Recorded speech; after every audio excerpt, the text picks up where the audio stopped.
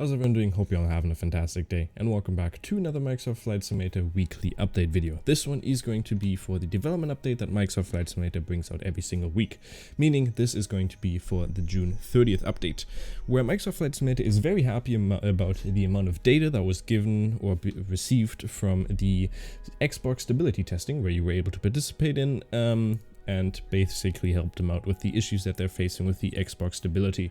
And thereby helping that to be worked on. Then on the June 28th, the community had a Renault Air Race series, which was presented by Toby, who I personally know is a very nice guy. And you can participate, you could participate by signing up in the description down below. There's a link where you can, or it's going to send you over to the sign up form, and you have a chance to win some custom merch and products from Toby and Thrustmaster. Then moving on to the roadmap, where there is nothing new, so we're going to move on to the feedback snapshot, where there's a couple of things that have changed. For instance, the Chinese localization has been completed, so you can now run the game in Chinese language if you're interested in that, which a lot of people did ask for. Helicopters and gliders are coming officially now to Sim Update 11, which is very nice, as before it just said in the second quarter of 2022, but now it's officially says it on there. Helicopters and gliders are coming to the sim with Sim Update 11. Moving on to the bug status, there was a massive FPS drop issue since Sim Update 9, and they are starting to work on that now, which is their main priority right now. Italian cities are no longer covered by trees, which is a good thing.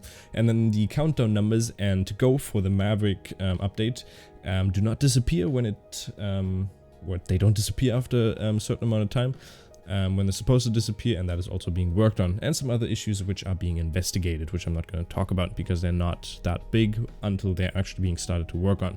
Lifetime bugs, for instance, we have the FPS drop after the few hours of playing are finally being worked on. As I remember back when I did my subscriber special, when we flew from Europe all the way over to New York in an A319 or A320 or 21.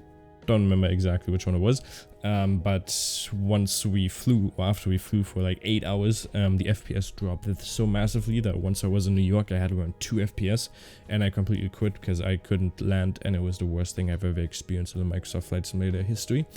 So I'm very happy that they're finally being worked on, because that was around a year ago. And obviously also the massive FPS drop since Sim Update 9 is also being worked on. And then the wish list, obviously people wish for stuff, and there's a couple of new things which are being started to be worked on. For instance, the lower resources in the menu and downloading, so instead of using so much resources when you're downloading the game or when you're in the menu, that is being started. Also the taxi navigation ribbon, a toggle button for that, is also being worked on. Multiplayer nameplates on and off key mapping is also being worked on. And then further on over to the SDK update, where a big news is that the premium and deluxe aircrafts can now be worked on, as the config file is no longer encrypted. So all the premium and deluxe aircrafts can be modded, which is a big thing because obviously they were encrypted before, so nobody was able to touch them. And then there's lots of general fixes as well. And then there's the last thing, which is the marketplace, where I'll tell you about some interesting stuff that I personally think is interesting in there, but obviously you have different opinions. So for me, the landing challenge in Germany is a pretty interesting thing, because there's a lot of different challenges you can do in Germany. We have Frankfurt Airport, which is pretty interesting because you do get it in Microsoft Flight Simulator, depending on which version you get.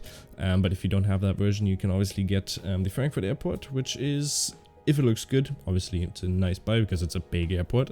But if it's not that much, you can just upgrade to the other Microsoft Flight Simulator version. Trondheim International Airport by Airsoft is also a very nice one. I love that airport, beautiful airport. And Las Vegas Nellis Air Force Base is also a pretty interesting one, which looks pretty nice in my opinion. So hopefully you did enjoy it. If you did, make sure to like and subscribe, and also leave a comment down below what you think about this update. Obviously it wasn't a very long video because it wasn't that big of an update, but in the future hopefully we get some bigger ones. Hopefully you have a wonderful day, and continue to have a wonderful day, and we'll see you next time. Bye-bye.